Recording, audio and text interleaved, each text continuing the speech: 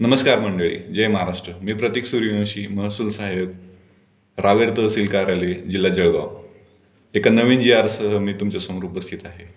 बघा, हा जो जी आर आहे, लाडक्या बहिणींसाठी जी आर आलेला आहे. आणि हा जी आर लाडक्या बहिणींना असं सांगतो की तुम्हाला यापुढे तुमची योजना सुरू ठेवण्यासाठी KYC करून घ्यावं लागेल. KYC हे आधार ऑथेंटिकेशनच्या माध्यमातून करून घ्यावं लागेल, असं हा जी आर सांगतो. हा जी आर मी तुमच्यासमोर दाखवतो. हा जी आर आहे 18 सप्टेंबर 2025चा. महाराष्ट्र शासनाचा हा जी आर मी तुमच्यासमोर उपस्थित करत आहे. आता ह्या जी आरबद्दल थोडीशी माहिती बघू. ह्या जी आरचं जे काही टायटल आहे तो असा आहे की मुख्यमंत्री माझी लाडकी बहीण या योजनेअंतर्गत पात्र लाभार्थी महिलांची पडताळणी आणि प्रमाणीकरण करण्यासाठी KYC माध्यमातून आधार ऑथेंटिकेशन करण्यास मान्यतेबाबत. म्हणजेच तुम्हाला आधार ऑथेंटिकेशन करण्यासाठी KYC करणे गरजेचं आहे. बघा, हे शासन कशासाठी आणतं की बाबा अनेक अशा केसेस घडलेल्या आहेत की लाडक्या बहिणींचा फायदा काही पुरुषांनी पण घेतलेला आहे. बीड जिल्ह्यामध्ये अशा अनेक केसेस झाल्या होत्या की अनेक पुरुषांनी ह्या योजनेचा फायदा घेतला होता. त्यामुळं सरकार जागं झालंय आणि त्यासाठी सरकारनं KYC करून आधार ऑथेंटिकेशन करायचं ठरवलेलं आहे.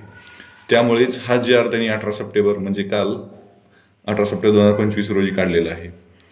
आणखी ह्या जी आरमध्ये काय सांगितलेलं आहे पुढे भाऊ की ह्याच्या पुढे दरवर्षी महिलांनी जून महिन्यामध्ये KYC करून घ्यायचं आहे दरवर्षी. आता ह्या महिन्यात तुम्ही करून घ्या आणि दरवर्षी आता ही योजना पुढे चालू ठेवण्यासाठी जून महिन्यात पण तुम्हाला KYC करणं गरजेचं आहे. बघ, असं म्हणते माननीय मंत्रिमंडळाने घेतलेल्या निर्णयानुसार दरवर्षी जून महिन्यात या योजनेतील लाभार्थ्यांचे KYC करायचे आहे, असे सांगतं बघा. आणि महिला व बालविकास विभागाची सब KUA म्हणून UIDAI म्हणजे आधारसाठी नियुक्ती केलेली आहे. त्यामुळे महिला व बालविकास विभागाकडून सदर योजनेअंतर्गत पात्र लाभार्थी महिलांची पडताळणी आणि प्रमाणीकरण केलं जाईल, असं हा जी आर सांगतो. पुढे जी आर हा काय म्हणतो पहा. हा जी आर सांगतो की KYC करण्यासाठी जी काय वेबसाईट आहे www.hps ladkibahin.maharashtra.gov.in ह्या वेबसाईटवर जाऊन तुम्हाला KYC करायचं आहे. तर लाडक्या बहिणींना स्वतः जर KYC करायला जमत नसेल तर आपल्या जवळच्या कॉमन सर्व्हिस सेंटर किंवा जे काय आपले सर्व्हिस प्रोव्हायडर आहेत त्यांच्याकडे जाऊन आपलं KYC करून आधार ऑथेंटिकेशन करून घ्यायचं आहे. तर सदर योजनेअंतर्गत पात्र महिलांनी पडताळणी आणि प्रमाणीकरण करून घ्यायचं आहे. आणि ते 18 सप्टेंबर 2025 म्हणजे ज्या कालचा जो जी आर आहे त्यापासून पुढील 2 महिन्याच्या आत पूर्ण करायचं आहे. तर आपण 2 महिन्याचा वेळ न पाहता पुढील 8 दिवसामध्ये हे काम करून घ्यावं असं अपेक्षित आहे. आणि तसेच ह्या जी आरनुसार त्यांनी नवीन निर्णय घेतलेला आहे महाराष्ट्र शासनाने की या योजनेअंतर्गत दरवर्षी आता तुम्हाला जून महिन्यापासून 2 महिन्याच्या कालावधीत KYC करणं बंधनकारक राहील म्हणते. म्हणजे आता ह्या वर्षी आता केलं की पुढल्या वर्षी पण तुम्हाला जून महिन्याच्या नंतर 2 महिन्याच्या आत तुम्हाला KYC करून घ्यायचं आहे. अशा प्रकारे हा महाराष्ट्र शासनाचा जी आर होता.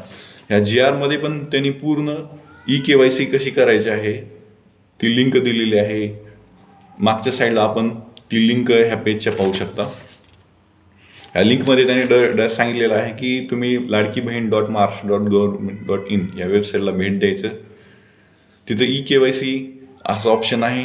KYC ऑप्शनला क्लिक करायचं. त्यानंतर तुमचं आधार पडताळणी, आधार क्रमांक टाकायचं, कॅप्चा टाकून सेंड OTP करायचं.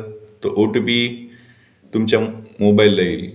आपलं KYC आधीच पूर्ण झालेलं असेल तर तिथं होय असा ऑप्शन येईल. आणि जर नसेल तर आधार क्रमांक लाभार्थ्याच्या मंजुरी यादीत आहे का नाही हे तपासलं जाईल. तर नाही असेल तर नाही असा संदेश येईल. असेल तर तुम्हाला तुमचा लाभार्थ्याच्या मोबाईलवर जो काही OTP येईल तो OTP सबमिट टाकायचा आणि सबमिट या बटनवर क्लिक करायचं आहे. सबमिट या बटनवर क्लिक केल्यानंतर KYC पृष्ठभागावर तुमच्या पती किंवा वडील यांचा आधार क्रमांक नमूद करून पडताळणी करून संकेत कोड म्हणजेच कॅप्चा टाकून आधार प्रमाणीकरण संमती दर्शवून सेंड OTP ह्या बटनला क्लिक करायचं आहे. अशा प्रकारे नंतर वडील किंवा पती यांच्या मोबाईलवर प्राप्त झालेला OTP सबमिट करून क्लिक करायचं आहे. अशा प्रकारे ह्या GRमध्ये त्यांनी संपूर्ण डिटेल्स कशी आहे ती सांगितलेली आहे. मोस्ट ऑफ द आपल्या माता भगिनींना ही eKYC आपल्या स्वतः मोबाईलवर जमत नसेल तर त्यांनी माझं असं म्हणणं आहे की त्यांनी जवळच्या कॉमन सर्व्हिस सेंटरमध्ये किंवा जे काही सर्व्हिस प्रोव्हायडर आहेत त्यांच्याकडे जाऊन eKYC करून घ्यायची आहे आणि ही लवकरात लवकर तुम्ही करून घ्यावी 2 महिन्याच्या आत असं शासनानं अपेक्षित सांगितलेलं आहे. ठीक आहे मित्रांनो आणि लाडक्या बहिणींनो, ही माहिती तुम्हाला कशी वाटली त्याबद्दल नक्कीच मला कमेंटमध्ये सांगा आणि ही माहिती जास्तीत जास्त जणांपर्यंत तुम्ही शेअर करावी अशी अपेक्षा आहे. ठीक आहे, मी इथंच थांबतो. थँक्यू. धन्यवाद.